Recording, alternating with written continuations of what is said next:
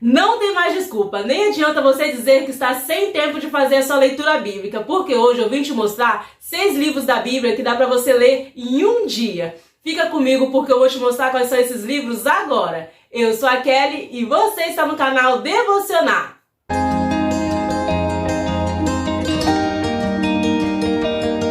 Olá, que bom te ver por aqui, seja bem-vindo ao Ministério Devocionar. Junte-se a nós, porque aqui você vai encontrar conteúdo cristão de valor que realmente vai te ajudar a construir o seu momento a sós com Deus. Então, se você quer aprofundar o seu relacionamento com o Senhor e crescer espiritualmente, você está no lugar certo. E é por isso que hoje eu vim te mostrar 6 livros da Bíblia, que são pequenininhos e que dá tranquilamente para você ler em um dia. Ah, e para te mostrar que o Ministério Devocionar realmente está comprometido em te incentivar a ler a Bíblia e ter o seu momento a sós com Deus, eu também vou fazer um mini panorama bíblico de cada um desses livros para que você consiga entendê-los na medida que você lê. E é claro que é para te deixar com gostinho de quero mais, sair desse vídeo e ir correndo para a sua Bíblia para fazer a leitura desses livros. Então vamos lá?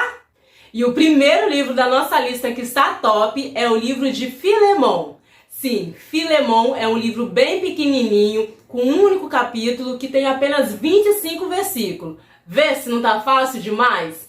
Filemon é uma carta do apóstolo Paulo escrita a Filemon. Sim, Filemon é uma pessoa, não é um cardápio francês. Filemon? Filemon era um dos membros da igreja em Colosso, possivelmente um homem de muitas posses, inclusive dono de escravo. A escravidão era muito comum no Império Romano, e é evidente que muitos cristãos também possuíam escravos. E é justamente nessa relação entre Filemon e seu escravo Onésimo que vai girar toda a narrativa dessa carta de Paulo. Então a gente tem aqui 3 pessoas-chave: Paulo, o escritor da carta, Filemon, que é o dono de escravo, e Onésimo, que é o escravo de Filemon que fugiu. Paulo escreveu essa carta quando ainda estava preso, sua primeira prisão em Roma. O objetivo e o propósito de Paulo em escrever a Filemon é que ele perdoasse Onésimo, seu escravo fujão, e recebesse de volta, não mais numa relação de senhor e escravo, mas agora numa relação muito mais superior, a relação de irmãos em Cristo. Com certeza você vai gostar muito do livro de Filemon e você vai aprender lições preciosas, como por exemplo, o perdão, uma boa liderança e a transformação das relações daqueles que verdadeiramente estão em Cristo.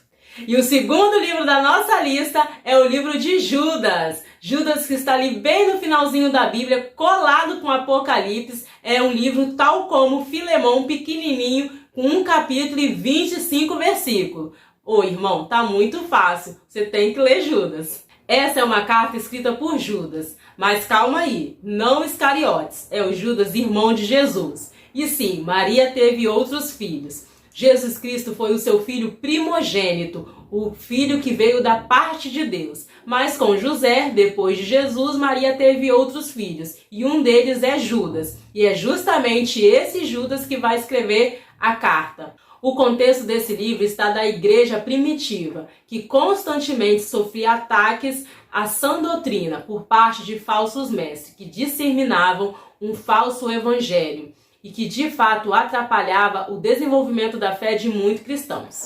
Nesse sentido, o propósito de Judas em escrever essa carta era alertar a igreja para que os irmãos se mantivessem vigilantes e rejeitassem qualquer ensino enganoso, que eles pudessem guardar a fé e realmente se apegar ao verdadeiro evangelho. Aqui na carta de Judas você vai aprender ensinamentos importantíssimos, do tipo identificar falsos mestres, saber o que vai acontecer com aqueles que desvirtuam o evangelho de Cristo e principalmente entender a importância da gente caminhar na palavra. E o terceiro livro da nossa lista é a segunda carta de João. João, o discípulo do amor. João foi apóstolo do nosso Senhor Jesus Cristo no seu ministério terreno, foi um dos 12. Além disso, João escreveu outros 4 livros. O Evangelho, escrito por João, a primeira e a terceira carta e também o livro de Apocalipse. João escreve essa segunda carta direcionada a uma senhora e seus filhos. Provavelmente eles eram participantes de uma das igrejas que João supervisionava. É uma carta curta, com um capítulo e apenas 13 versículos, onde João tem o objetivo de combater as heresias que persistiam, insistiam em minar a fé cristã. Embora seja uma carta curta, ela vai trazer ensinamentos riquíssimos, como, por exemplo, guardar o verdadeiro evangelho, não se colocar debaixo da liderança de falsos líderes, falsos mestres, e que a igreja principalmente não ceda espaço para um evangelho desvirtuado. E o nosso quarto livro também foi escrito por João, a terceira carta de João. É uma carta bem curtinha, com um capítulo e apenas 15 versículos. Nessa carta, João vai direcionar sua escrita para Gaio, um irmão em Cristo de uma das igrejas que ele conhecia. João vai elogiar a postura hospitaleira de Gaio. Muitos líderes religiosos viajavam para anunciar a palavra de Deus. É claro que eles precisavam ser hospedados e recebidos em algum lugar para que eles pudessem desenvolver esse trabalho. E é justamente essa postura hospitaleira de Gaio que João elogia. Além de Gaio, João também elogia nessa carta Demétrio como um bom cristão hospitaleiro. Em contrapartida, João também vai citar Diótrefes, que era uma liderança religiosa que não recebia bem os irmãos em Cristo viajantes e que também não deixava a sua igreja receber. Essa é uma carta super interessante que vai nos ensinar a ajudar os missionários e os trabalhadores do reino e também ficar muito atento para que não possamos exercer lideranças autoritaristas. E para a gente continuar a nossa lista, eu quero te convidar a voltar um pouquinho e ir lá atrás no Antigo Testamento, porque eu vou te mostrar que lá também tem livros pequenininhos e bem tranquilos de ler. Então vamos lá, o nosso quinto livro é o livro de Obadias. O livro de Obadias, como o próprio nome fala, foi escrito pelo profeta Obadias, é bem pequenininho, tem um capítulo e apenas 21 versículos. Esse livro está nas seções bíblicas dos profetas menores, é um livro histórico escrito no período do reino dividido.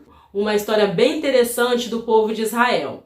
Ele profetizou no reino do sul, no reino de Judá. Mas calma que eu posso te ajudar a entender um pouquinho melhor essa história. Em um determinado momento da história de Israel, o povo de Deus originário das 12 tribos se separaram, ficando o reino do norte e o reino do sul. O reino do norte era composto por 10 tribos e tinha como capital Samaria. No reino do sul ficaram 2 tribos, Judá e Benjamim, e tinha Jerusalém como a sua capital. Nesse contexto, o profeta Obadias vai direcionar a sua profecia ao reino do sul, em Judá. Judá era frequentemente oprimido, hostilizados pelos edomitas. Edom era uma cidade vizinha de Judá. Eles eram povos muito violentos, arrogantes e que não gostavam de Judá. Os edomitas se vangloriavam da sua força e das suas imensas muralhas. Mas o Senhor liberou a sua profecia por intermédio da vida de Obadias contra Edom e anunciou um terrível juízo. Nesse livro de Obadias você vai aprender que Deus se opõe às pessoas orgulhosas e más, que ele faz justiça em favor do seu povo e que por intermédio da justiça divina, todo mal será punido. Chegamos ao sexto e último livro da nossa lista, que é o livro de Ageu, que também está no Antigo Testamento. É um livro super pequeno, com apenas 2 capítulos, bem pequenininhos, que somados dão apenas 38 versículos. Ele também está na seção dos profetas menores, mas diferente do livro de Obadias, que está no contexto do período do reino dividido, o livro de Ageu está no contexto do pós-exílio. Depois que o povo de Deus passou cerca de 70 anos exilado por conta de desobediência e idolatria, o exílio tinha acabado. Os primeiros judeus voltavam para Jerusalém e Ageu os convocou a reconstruir o templo do Senhor, que no ataque da Babilônia tinha devastado tudo. Juntamente com Zorobabel e Josué, calma, não é Josué o ajudante de Moisés, não. Esse Josué aqui é outro, é um Josué sacerdote. Bom, juntamente com esses, Ageu foi convocar o povo para reconstruir o templo que tinha sido derrubado. O povo então começou a reconstruir o templo com muito ânimo e dedicação. Mas, com o passar do tempo, eles foram desanimando, vieram muitas dificuldades e isso fez com que o povo parasse as obras do templo do Senhor. E é justamente aí que o profeta Ageu vai exortar o povo da parte do Senhor a retomar os trabalhos do templo.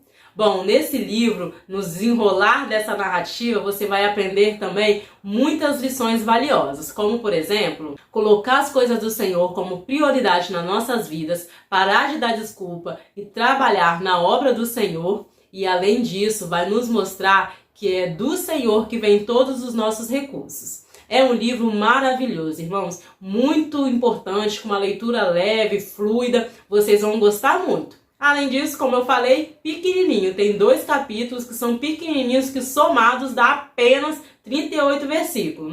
Não tem como você ter desculpa e não ler esse livro. Bom, e depois dessa lista de 6 livros curtinhos para você ler cada um em um dia, não tem como, de fato, você inventar a desculpa que não tem tempo. Então coloque aí no seu coração o propósito de ler a Bíblia, organiza sua semana, separe esses 6 livros para você fechar a semana firmado na palavra. E mais uma vez eu te convido a se inscrever no canal, a se juntar a nós, porque aqui você viu que eu realmente entrego um conteúdo cristão que agrega na sua caminhada, que te incentiva a ler a Bíblia e principalmente que te ajuda a se relacionar com Deus da Bíblia.